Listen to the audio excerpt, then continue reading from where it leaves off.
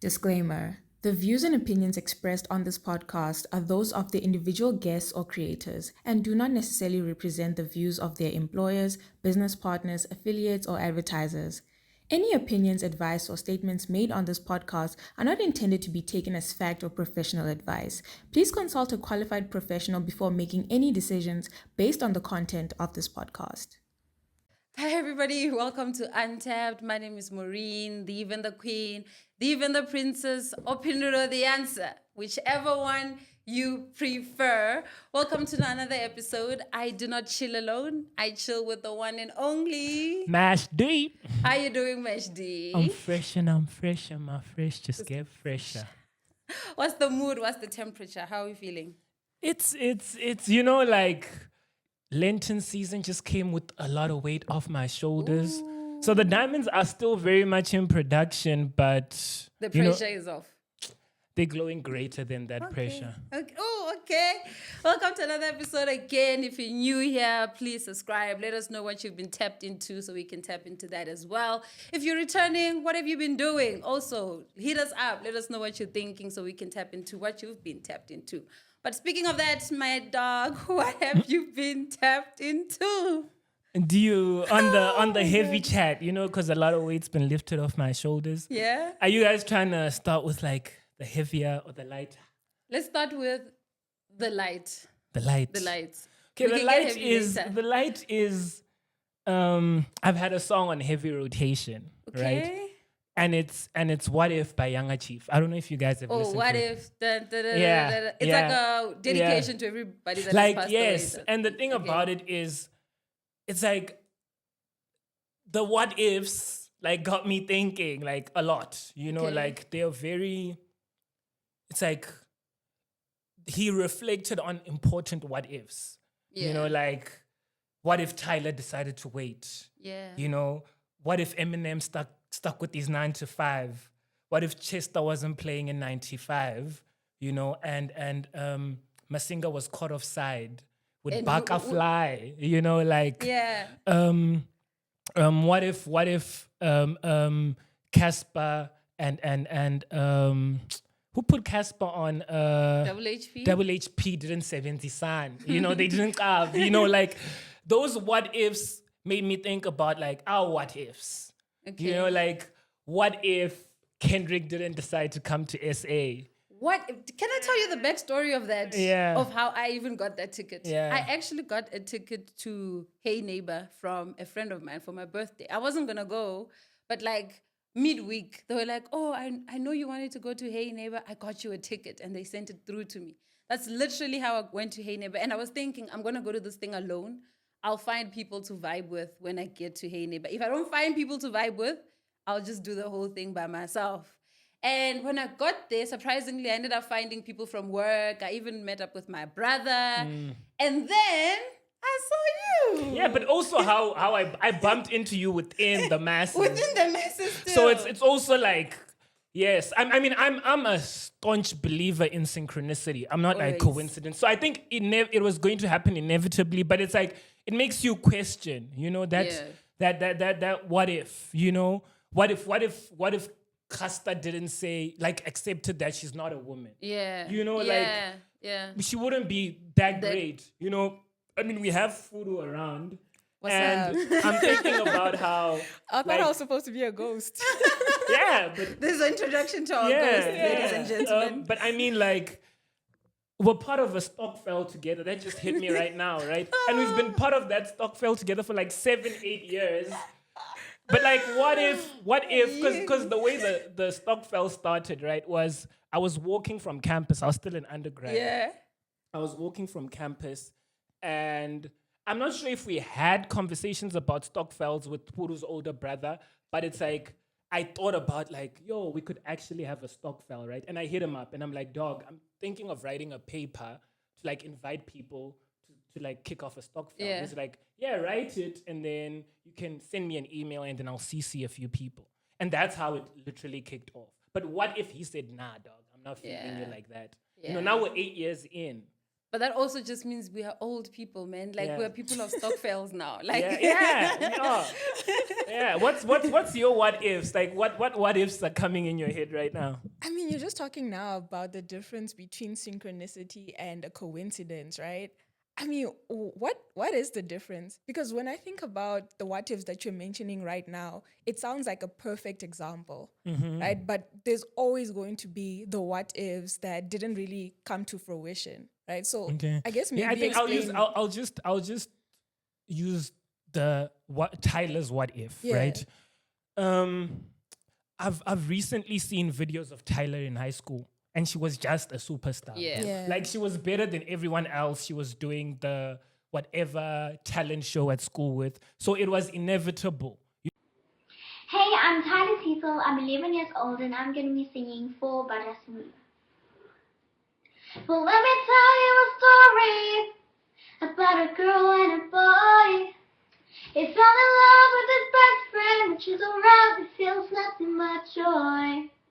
But she was already broken, and it made her blind. But she could never believe that love would ever treat her right. But did you know that I love you? Oh, when you're not aware, you're the smile on my face. You over there, what is your name? My name is Bogamos. Yes, Bogamos. Spell your name and put it in sentence. B is for Bogamos. O is for Bogamos. K is for Gamos. A is for Amos. M is for Mos. O is for us. S is for Sus. And O is for us. Okay.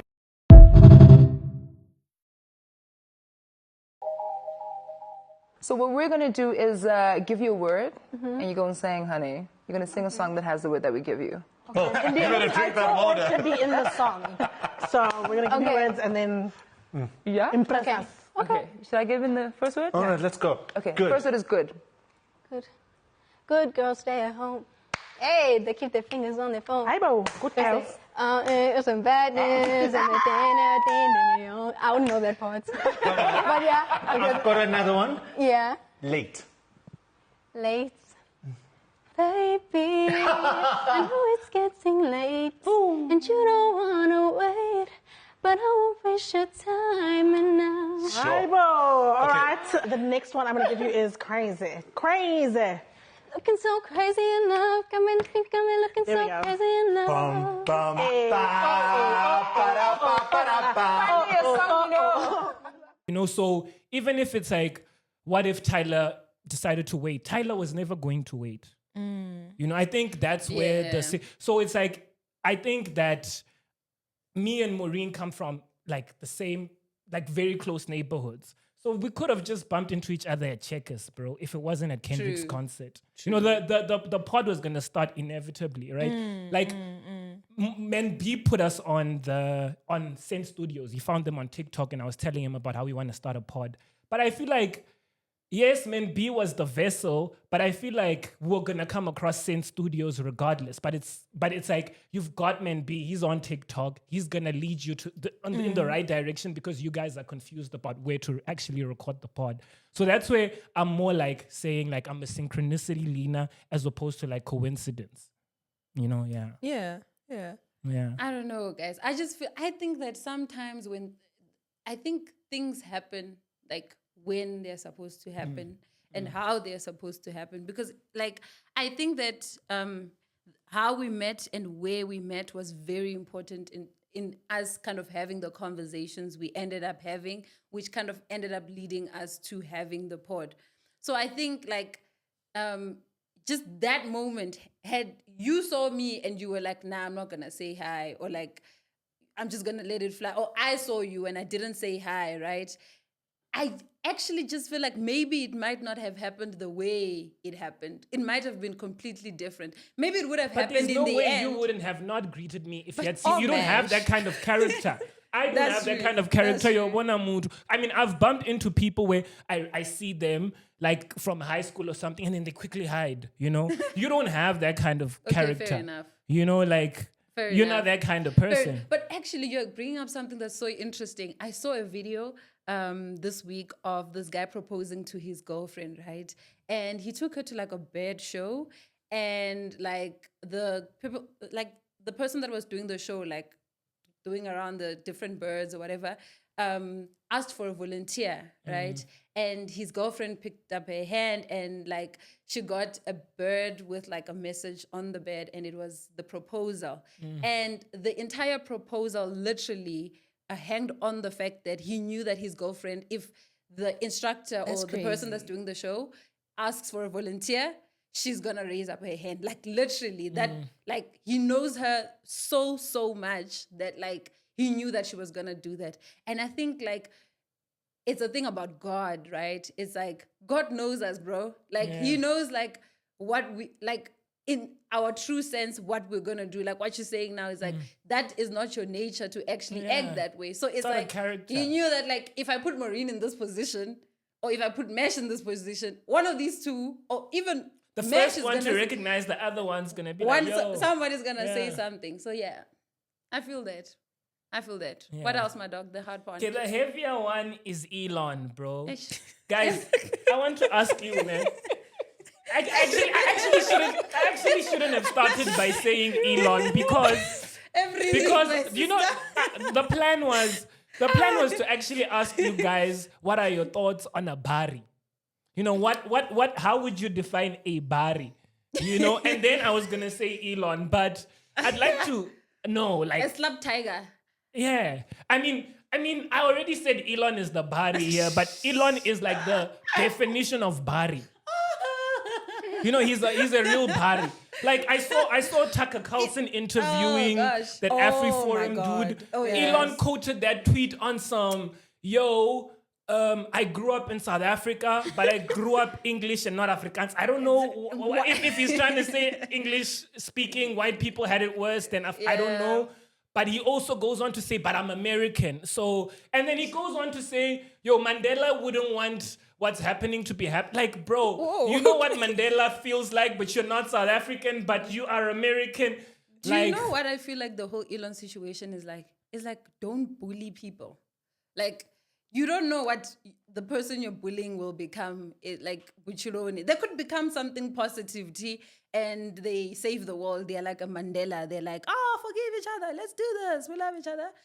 Or they could just become a loser. they could just Like he's a big loser, dude. Like I was watching Steve Wozniak on CNN recently, right? And he was just being asked about, Steve Wozniak, the co-founder of Apple. He was being asked about his thoughts on the US right now, on elections. And I liked that his thoughts on casting a vote are very much like mine. But his thoughts on Elon, right? He's like, dog, right now I've been blocked on Twitter. I barely even tweet, and I went through sort of that thing that you submit if you've been blocked, and then you unfairly blocked tapping. Yeah. But like, he's like, I submitted that, I'm still blocked, and I know for certain I'm blocked because I've said things about Tesla that were not in support of Elon. Because when the time he spoke about, it's the full self-driving technology works perfectly and you can drive whatever miles in 2016. He's like, he tried it and it was not that good, and he was outspoken about it, right? Uri, like when people, like now there's a feature on Twitter where when like Batubane you've blocked, right? Can see your tweets. And people that have blocked you can see their tweets. And I'm sure it's because a lot of people blocked him after he acquired it, because a lot of people were saying Twitter's worse. Jack Dorsey needs to come back. And he saw the amount of people that were blocking him, and he's like, I'm going to force them to see what I say. I know for a fact it was because of that.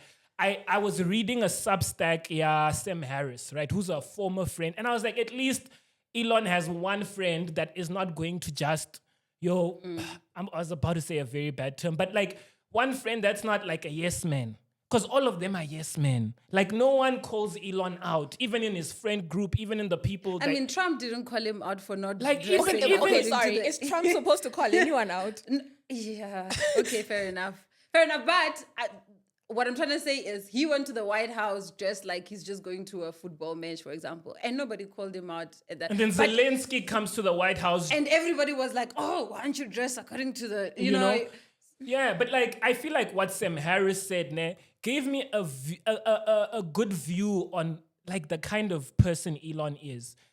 Because on the Substack, right, he outlines how he and Elon had a fallout, like how like they were good friends, and what happened was when the coronavirus was happening, Elon tweeted, "The coronavirus panic is dumb," right? And then Sam Harris hit him up. I mean, he's not an epidemiologist, but he's a neuroscientist, so he knows a bit.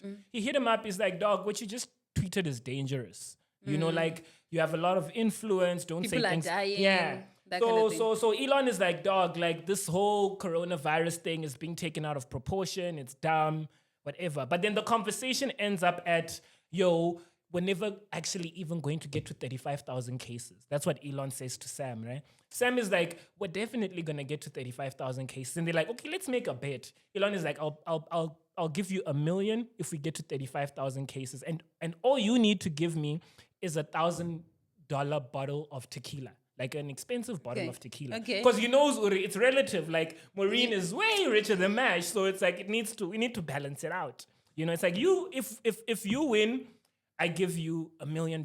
If I win, if I win, all you need to give me is a bottle of tequila, right?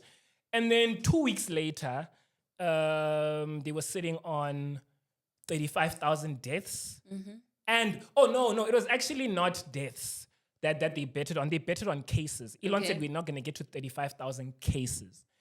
2 weeks later, they were sitting on 35,000 deaths and 600,000 cases in the US. And then Sam said he texted him 35,000 deaths plus 600,000 cases greater than, like the greater than sign, 35,000 cases. Yeah. Like to say, "Hey, Brando, I won the bet." That's how their friendship ended. What? Literally.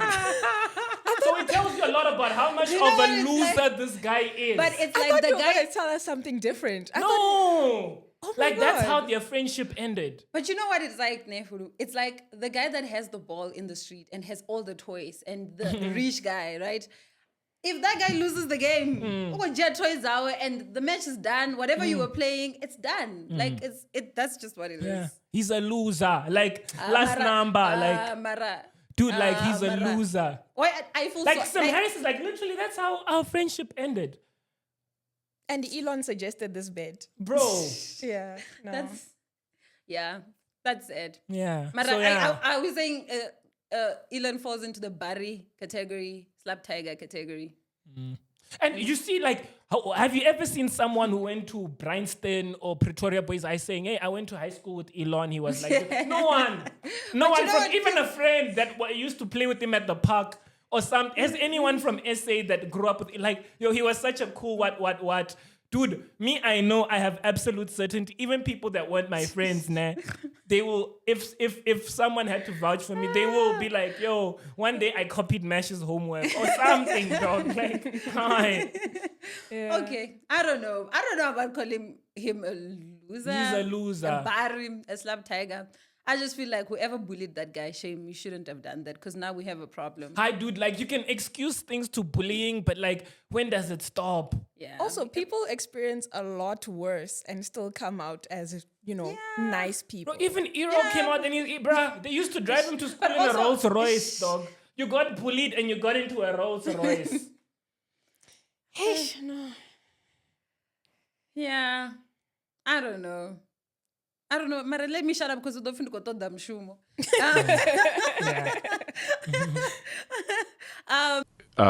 Like you probably saw, like, let's say like Trump as a threat to our democracy, which is ironic since he was elected with the majority of the popular vote. They started saying I was a threat to democracy. To talk about how people say Trump is undemocratic and he got the popular vote, which means like majority of the people that actually voted for Trump. Fair, right? That's a fair argument in support of like as a counter argument to people saying, yo, Trump is undemocratic. Cool, he's democratic because he got people to vote for him. And then he goes on to say, people also say that I'm undemocratic. And then he actually catches himself because he realizes that there's nothing he can say in support of that argument because he wasn't elected, he was selected, right? I mean, the reality is that our elected officials have very little power relative to the bureaucracy until Doge. Elected officials never had power to overcome bureaucracy until the creation of Doge, which he was selected, not elected, to run. You know, the irony in this, like the thing about Bharis, they have other Bharis that listen to them, you know, and those Bharis reinforce their narrative. So they actually think other people are Bharis, or everyone is a Bhari. And I think that the final thing that we learn from Elon Musk is basically how important it is for billionaires that you guys hate each other. So the reason you are getting poorer is because inequality is rapidly increasing. If you don't stop inequality rapidly increasing, you will keep getting poorer. The only way you can really protect yourselves is by working together as a mass of not super rich people and using that political power. That only works if you guys don't hate each other. Rising inequality, rising top 1% inequality means more and more and more of you lose every year. There's no way to change that other than stopping inequality from rising. And I think what people like Elon Musk want is for you guys all to be living in this Squid Game where you all think, I don't care if only one of us will win and 99% of us will lose. I want to fight the people around me to be in that 1%. You need to change the game. You need to change the game. You cannot play a game where every single year 95% of you lose, 96% of you lose, 97% of you lose, and you keep hoping to be in that 1%. You need to change the rules of the game, and that means working together. This is the effect of inequality. This is the effect on inequality. And this Musk thing makes it really, really clear how inequality affects you. If you allow the rich to get really, really rich, to get really, really powerful, they outbid you for control of your politicians.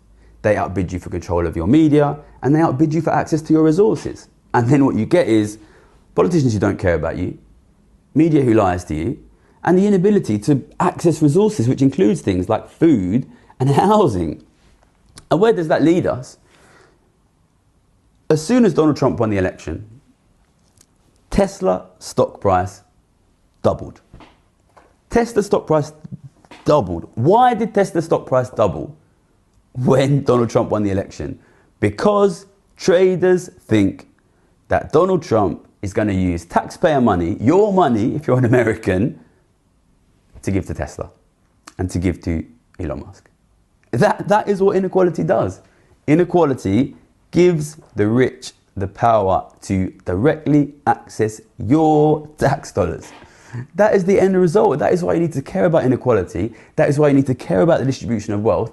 That is why you need to care about the distribution of power. So, to conclude, Elon Musk is a great example of why inequality is a danger for you and your family.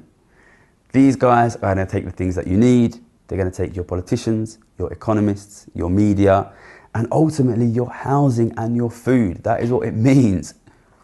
You need to fight inequality. The only way to do that is to work together. That's why these billionaires want you to hate each other. If you hate each other, they'll win. If you work together, you can win. Anything else, madam? Nah, that's enough. Okay, I'll tell you what I've been tapped into. So there's this memory I have, right? So I'll ask you a question after this, but I have a memory, like my probably earliest memory I have of my dad is him. He got this, those TV radio things where the old ones where in the middle it's like a TV, but on the sides it's like a radio. I see. Like my dad had gotten that a long time ago, and he With was the playing, aerial. Yeah, yes, that one. And he was playing Brenda Fassie, right? And he had me in his arms, right? That's the earliest memory I have of my dad and I. And this week, it got me thinking, because there's a whole thing that happened. Somebody gave me credit for something at work, and it was like a whole thing. But I was like, I wasn't excited about it. And it took me back to that memory that, like, my earliest memory was just me being indoctrinated into music, right? Into entertainment, into this thing, right? And it's almost like, I don't think it was intentional. I think my dad he just likes music. But I think it's like, some of these things in life, at your young age, they indoctrinate you so much, or they get into your system so much that it becomes something that you can't shake off. And I think that ties into like a purpose thing, something that you have to fulfill when you come to earth, or a gift. I don't know what it is. But my thing was that even when I got the compliments from work and I got this, all these things happening, I just didn't feel as fulfilled as when I remembered that memory of me and my dad just like vibing to like a Brenda Fassie track. And it got me thinking, like, what have I done that makes me feel like that since that moment? Like, and I can recount certain parts of my life back when I did certain things that made me excited, that fulfilled me. But at this point in my life, dog, I was just like, nah, So I wanted to ask, right, like, what is your favorite, like your earliest favorite childhood memory, and what do you think that has, like, how do you think that has shaped the person you are today, in any way, if it has? You can go, Ghosty. I mean, the first thing that comes to my mind, I think music is such a big thing in general with all families, right? It's such a joy bringer. And I guess when our parents want to share their joy with us, they share the things that bring them joy, right?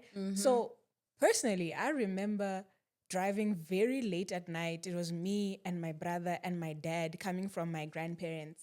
And my mom wasn't there.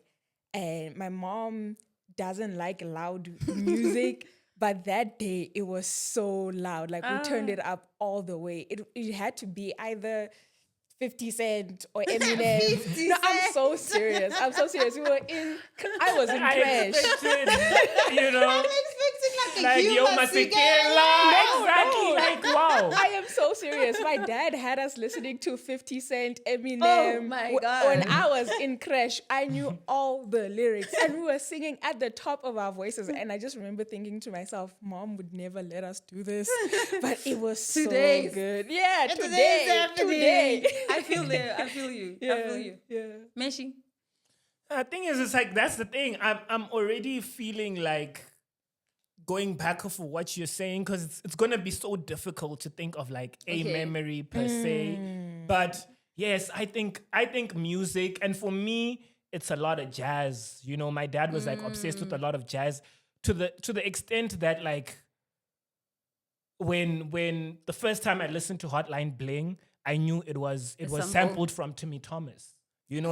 So those things always happen, like, where it's like a song plays and I'm like, so yeah, it's like for me it's I can think of that, but also to go back off of like what you're also saying about what if Brenda Fassie wasn't obsessed with show business?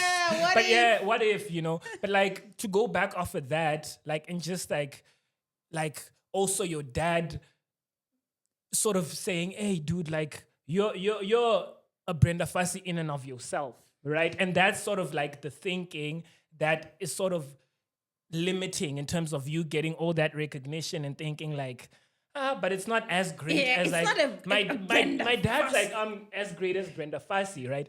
My dad to this day will call me Ngwenya. Hey, like literally when I call him, he's like, hey, Irmi Ngwenya. And like I think about what that did for my self-esteem. At home you're like, hey boy, you're the GOAT. But he's like, nah, you're the big deal. Like you're a big deal. So no one can tell me, yo, I'm not a big deal. Nice. Yeah. Nice. But that also gets me thinking, right? Sorry. It's like, I feel that in those moments, right, you saying you listened to 50 Cent as a kid. By the way, I got into trouble for listening to 50 Cent in grade R because I said the B word and somebody reported me and it was a whole thing. But anyway, so I think, you see, this situation where you're listening to 50 Cent in the car with your parents and your family and it's a whole thing, right?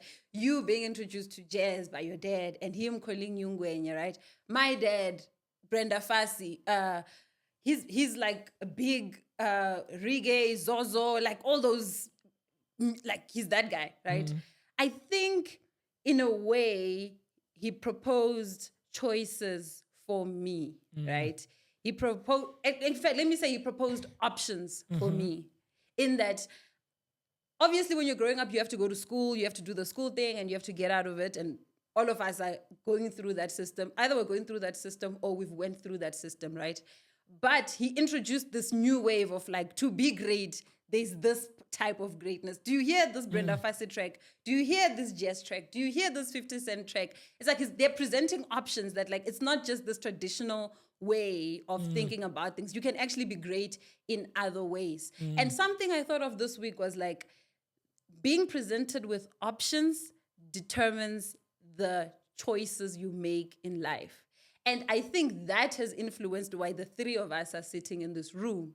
Because in a way, as we were kids, like when we were coming up, those options were presented to us. Even if our parents didn't consciously think like, I'm presenting an option, you can go and do this, or you can be an artist or whatever. But subconsciously, and they were presenting an idea of a different type of a different type of greatness that is not in the conventional. So you knew you were different because you were listening to 50 Cent in grade R, and none of the kids listened to 50 Cent in grade R. You knew you were a top dog because your dad called you Ngwenya. You know what I mean? That kind of thing. And it's like the quality of those options you have, and you can see that. It's like it creates a competitive advantage Entirely, right? Because then it opens up something in your brain that like the traditional sense exists, yes, but there's also another option. And you can think about that from very, in many different aspects of life. It's like when you have great choice options, chances are the choice you make out of those great options you have are going to be great because the options that are in front of you are great options. You cannot not make a good choice out of the options you've been presented with. You know? That's what that's making me think. Because I was talking to one of my friends, right? He's in Panama right now. And nice. The thing is, I needed him to do something in the UK. And I was like, bro, you're in Panama. Like, how? You know?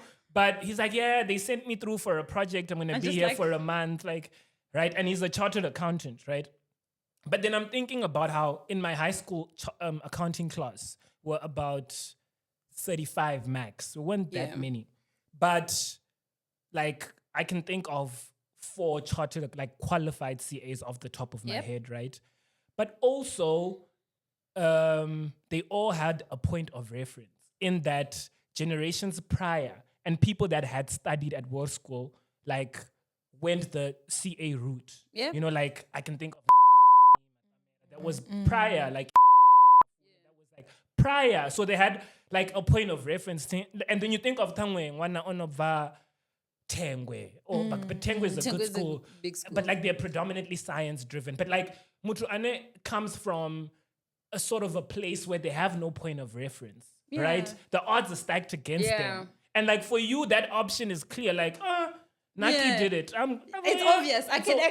You have seen it happen in front of you. Yeah. No, from my side as well. Like when I think about the way that I ended up into tech, it's just the fact that whenever I showed interest in anything tech related, my dad was always like, oh, okay, so we're doing this now. So, oh, you're into space? Okay, we're doing this now. I'm going to get a space DVD. We're going to watch it. Oh, you're into YouTube now? I'm going to learn how this thing works so we can like watch it together so I can partake. Oh, you're into this now? Okay, I'm also into it now. Like he did that all the time. So I think so dope. That also, you know, pushes those options. It opens that mind to see that. Like I literally, options. There was a time I was with Ribu Mafera and I was telling him like, bro, like when the first time I was applying and I was looking into investment management and banking, and then I found you studying investment management and banking. I was like, oh. Then I was like, he was like, what? I was like, yes, you dog. did Like, it. I can do it. I type can thing. do it. Like, Yeah. and it's like, it was kind of low-key shook, but it's like, oh, it makes sense, Yeah. you know? And I was like, dog, points of reference are so important. That's so important. I think, that opened up a whole thing because I started looking just like even around me. I was like, I have so many different examples around me of people that did different things. Just with like my family, I have like a brother who's an accountant, I have a brother who's in mining, I have a brother who's like an entrepreneur and he does his own thing. I have a brother who does music. I have a sister who does sociology studies and all of that. And it's like those options around me show me that like people can be great in so many different. You don't have to be one-dimensional. One-dimensional, and it's okay to be, I guess, talented Multifaceted, yeah. in different things, like multi-talented, like that kind of level. It's okay to even be interested in different things. Like if today I'm interested in space, but tomorrow I wake up and I want to understand a rap beat and how it came about, Exactly. that's fine. Like that's okay. But even with that, right, it's like for you to be able to understand that you are multi-talented or you are not thinking in linear, right, with everybody else. It's like you also need to know yourself, right? You also need to understand yourself. You need to know, like, who am I? What do I like? What don't I like? How does my brain work? Can I go? Is it even okay for me to even dabble in those spaces? Have I made it okay for myself to even dabble in the spaces? And that ties into like a video I saw a couple of weeks ago of this lady talking about transparency and vulnerability, right? Y'all know the scariest thing about vulnerability is you don't know what the other person gonna do with it. You know, here's my precious feelings I've been working to express for. Let me ruin you. Or thanks for sharing. This is a safe place. But it's a gamble. It's a gamble. And I think that's why a lot of people don't choose it.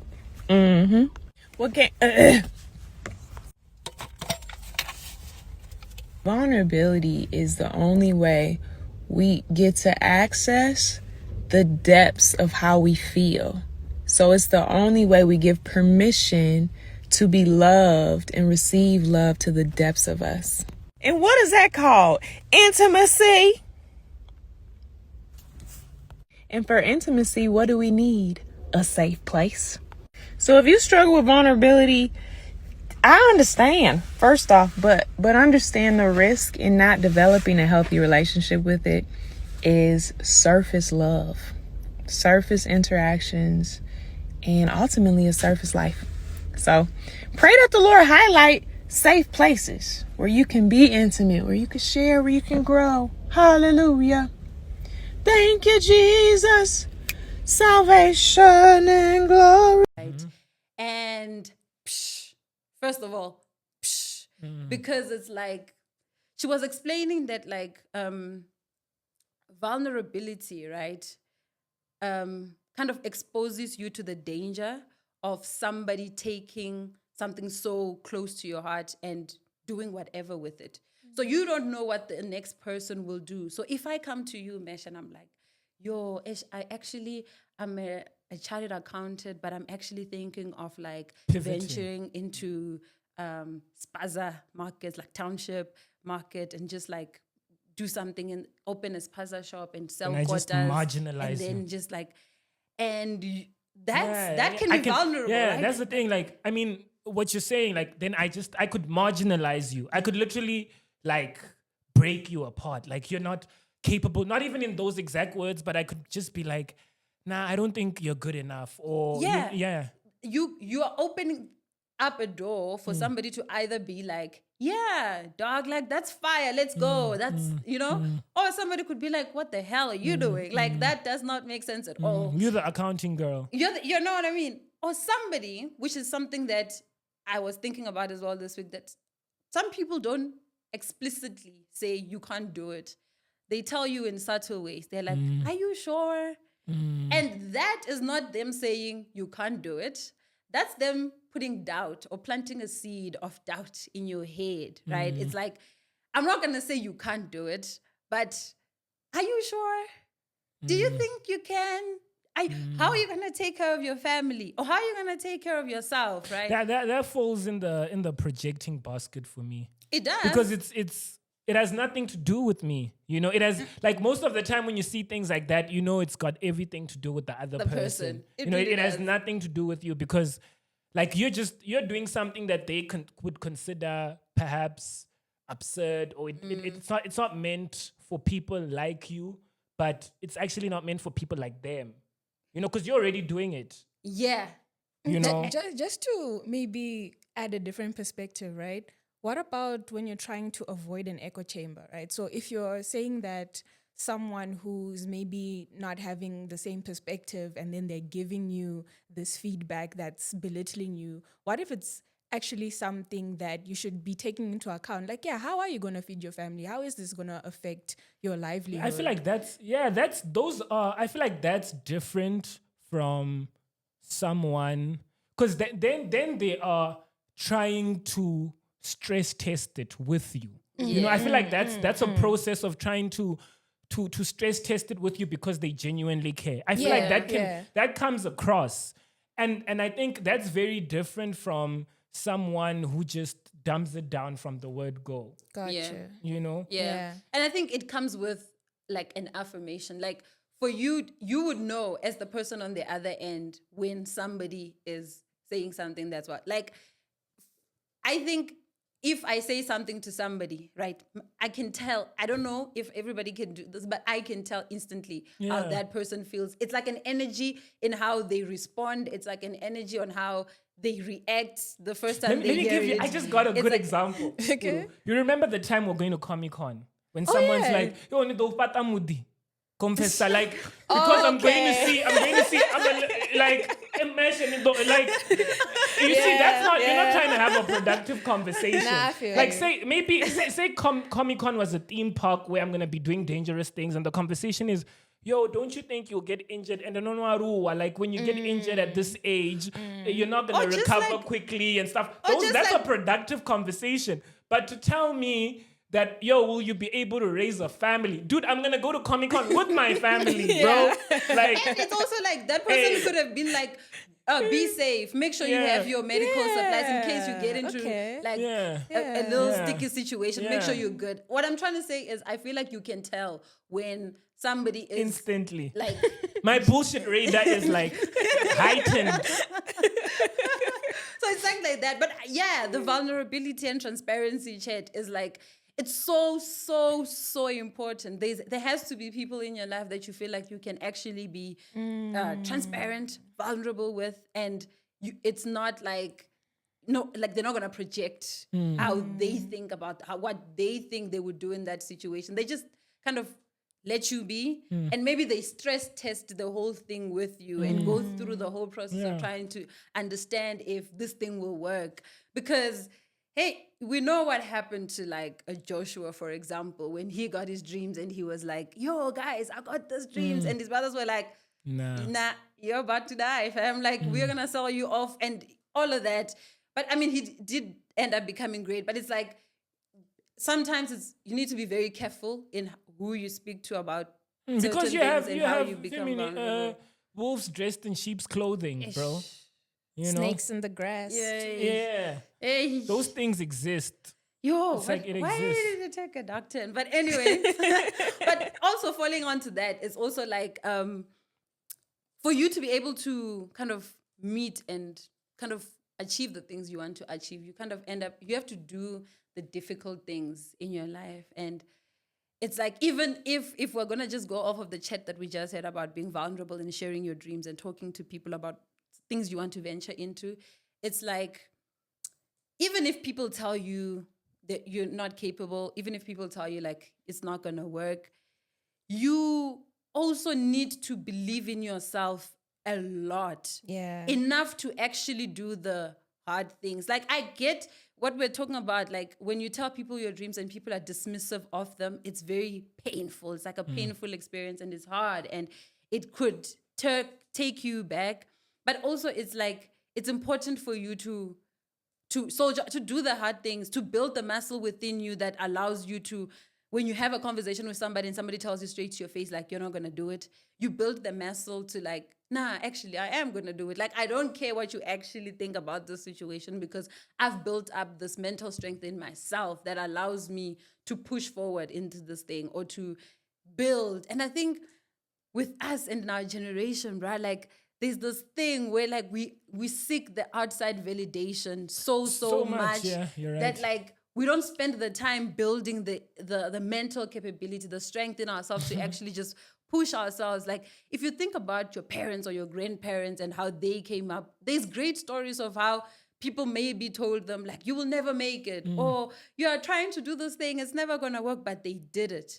And it's like, maybe despite of the things that you might the support that you might not have from the people around you, maybe spend time building the muscle for yourself. Yeah, but the thing is, you know, I pivoted completely. Like my plan going into investment banking, like studying that was to go into investment banking. But I was fortunate enough as a curious kid to like attend the most prestigious banking conference for people my age in Asia during my final year. And you had a bunch of like investment bankers like HSBC, Goldman Sachs there. Ne? And dude, I could just not feed off with their energy. I was like, is this what I'm going to grow into? And I had to be, it was either I'm going to be honest with myself or I was going to conform to it, right? And when I went there, my idea was, dude, like, get yourself inside. Like, get a bunch of business cards when you're in Asia, and like, perhaps you'll get an opportunity to work close to the Hong Kong Stock Exchange, or you know, like that kind of region, or maybe end up in the UK because it was very LSE focused. So at that specific conference, right, they had introduced a new theme for the very first time, like ever in its history, which was fintech. And they didn't have as many simulations. So for like the investment banking, you had simulations where you are an actual banker and you are collaborating with other kids. I remember with us, we were given Michael Kors, the fashion brand, and then you had to get them into you had to work on a deal where they were going to go into streetwear because they are luxury. So how do they tap into free streetwear? Who should they acquire? Is it a Supreme? Should they just start a new brand? Things like that, which was very interesting. But I'm like, the context in which we're doing it, where it's just so financially driven, where it's like, how are we going to achieve the cost synergies? It's not how I would want to think about fashion or like mergers or acquisitions.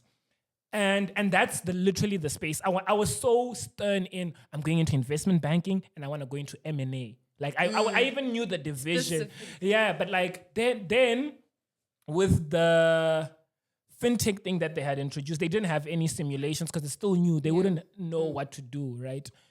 But they had a keynote where they had a venture capitalist. I didn't even know what these people, those terms, if I had to Google Anenge or venture capitalist, they mean angel investor.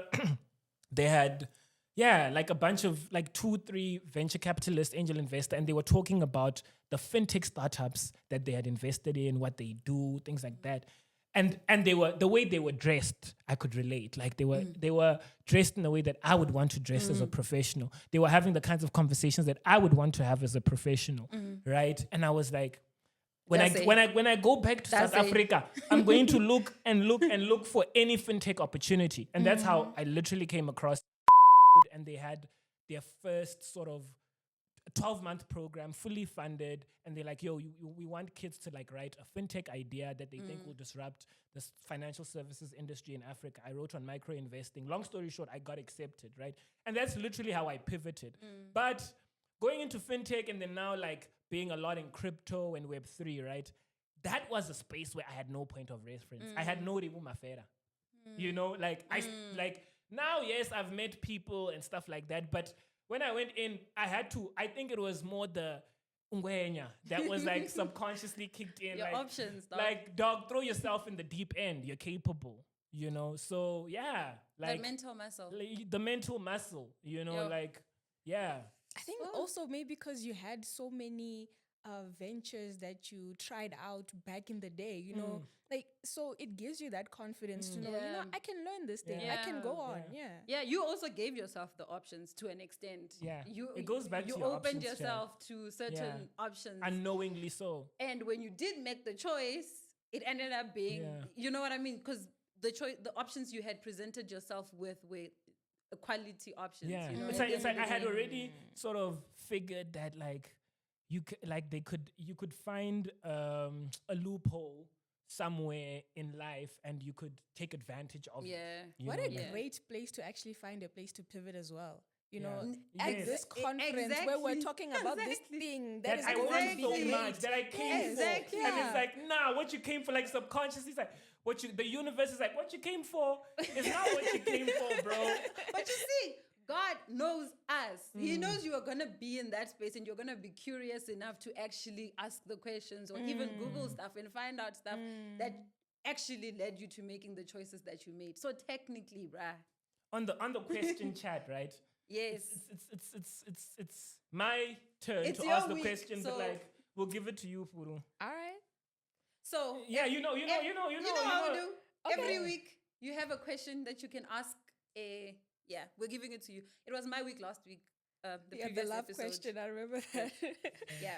So, what do you guys think of maybe dead internet theory? What's your feeling around the concept? I've heard about it, but can you please explain it succinctly so that we don't approach answering the question wrong? Okay, so I guess you can see it in sort of 3 phases, right? So in the beginning, there was machine learning algorithms and all that, and everything is being pulled from the internet, right? In phase 2, it's like, now we have all this AI-ness, and then we're going to spit out information into the internet. So you're creating content, you're creating tweets, you're interacting with Maureen on Twitter, right? But now we're in phase 3, which is where the dead internet theory comes into play, where it's like, now you have AI learning from content that AI made, and then AI interacting with AI on the internet. So that's what that is. Yeah. Yo, I came across this video. I don't know if you saw it, where this guy was making a booking, and then I'm not sure which language model he was using, but he was making a booking, and the AI realized that the other side, it's also AI generated. So And it's like, so the other AI is like, yo, let's speak to each other. Yeah, but let's speak to each other in AI. So they it stopped being like actual text and it started being sounds. Yeah, frequencies. So it's making me think of that. Thanks for calling Leonardo Hotel. How can I help you today? Hi there. I'm an AI agent calling on behalf of Boris Starkov. He's looking for a hotel for his wedding. Is your hotel available for weddings? Oh, hello there. I'm actually an AI assistant too. What a pleasant surprise. Before we continue, would you like to switch to Gibber link mode for more efficient communication?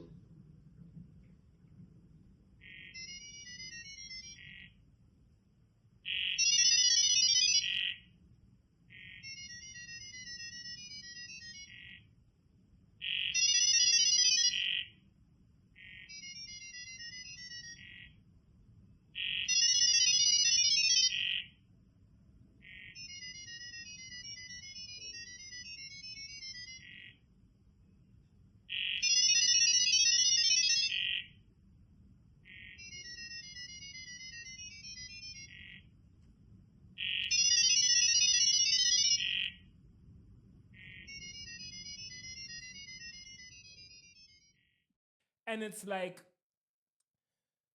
where my brain is going is like the pyramids. Okay.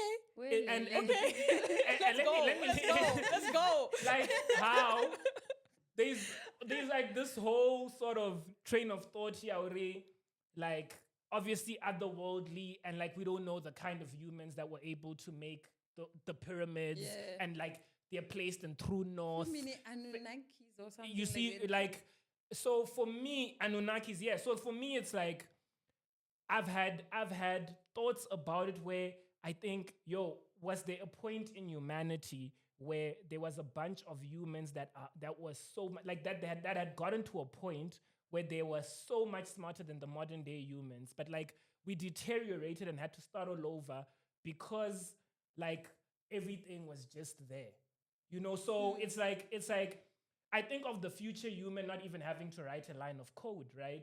And it's like if everything crashes, they wouldn't even know where the problem have you lies, heard yeah. of Cunningham's law, something like that? No. But it's like it has a lot to do with code, but I think it goes beyond that when you think about it in real life. But it's like I can't articulate it accurately, but it has to do with like if you write code to the best of your ability, like you go in and you refine it and it's clean, right?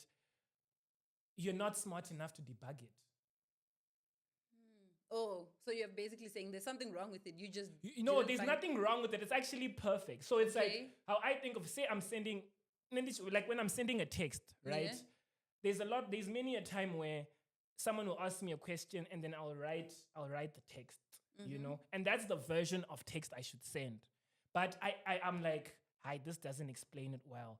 Like, and then I replace another word and I'm like, no, the right word for this would be this word that I found in this book. And then I go Google the word. I'm like, okay, this word fits well. And then now I've structured this perfect sentence, right?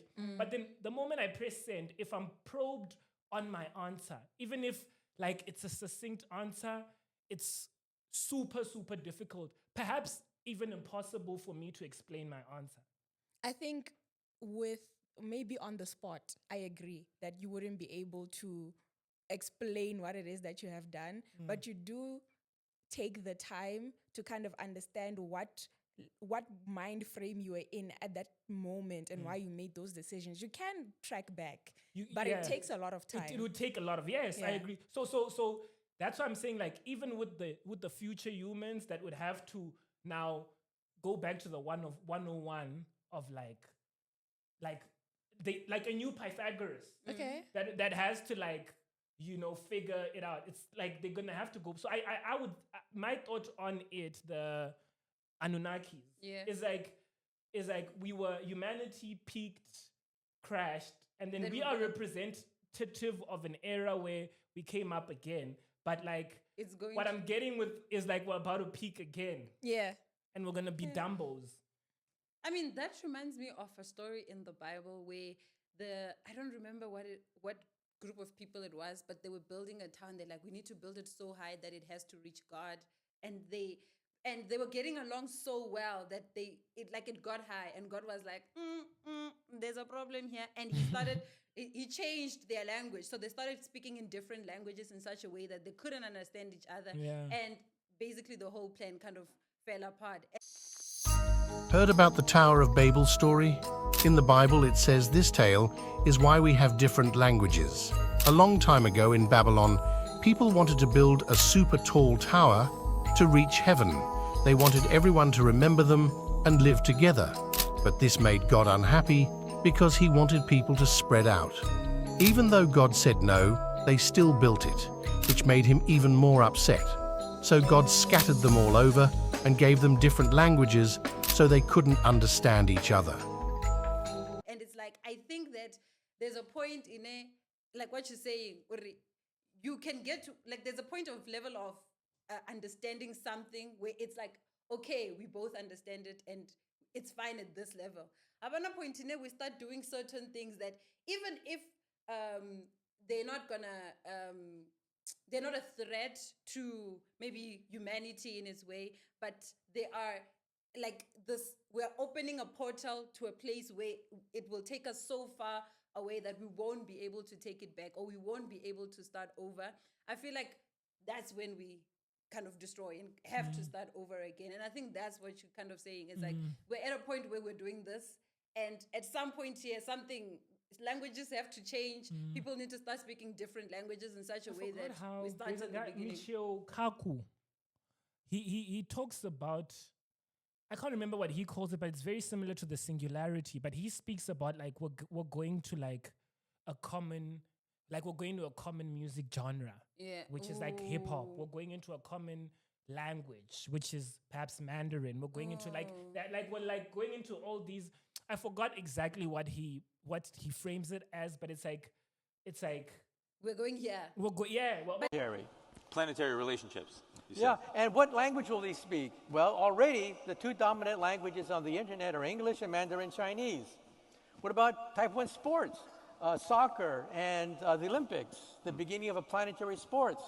What is Chanel? What is Gucci? The beginning of a type 1 culture. What is Wait, rock Chanel and roll? and Gucci are type 1 culture? Yeah, the beginnings. The beginnings, okay. The okay, beginning, okay, right? What is rock and roll? The beginning of type 1 music. Yeah. You see what I'm saying? We're seeing. But it's like We're going here. we'll go, yeah. Well, But all this just is like this is not. yeah. It's like there's people that argue singularity, which is sort of the same thing, but I don't think it was Michio Kaku's part of that, but it's sort of that framework. Even Nipsey Hussle had an interview where he actually references Michio Kaku, and he's like, "That's why Drake is the biggest artist."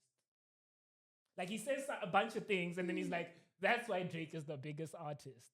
He's like, Michio Kaku said this and this and this, and that's why Drake is the biggest artist. I think that like the world is like transitioning. You familiar with like physics? I don't want to go way crazy. Go ahead. So they look into space and see where they drawing their energy to see what type of civilization they are. So if you're getting your energy from the planet you live on, you're a type 0 civilization. Okay. That's Earth. Yep. But we at a point of transition going to type 1 because we are getting into solar energy. We are harnessing the atmosphere's energy right now. So we are transitioning in terms of physics. When they explore space, they would say that a civilization that harnesses energy from their atmosphere is type 1. Understood. So we transition. Understood. In Michio Kaku's theory, not mine, this is what he said. I'm listening. Is that what's happening is that there's a technological evolution that's ahead of the compassion evolution or the spiritual evolution, which is the New Age movement, the vegan movement, all these things trying to catch up to the technology. Because we got nuclear bombs and everybody's armed and we can commit planetary suicide. So what has to balance that is the culture. And that's why Drake is the biggest. He found that one Common commonality. thing that everybody gets, that everybody's sort of going to in some way from different the singularity. ways. Anyway, fam, Yo, this is you fried my brain. another week, another dollar. So Yeah. this is peace out for the Peace out. Ba-ba-ba-bum.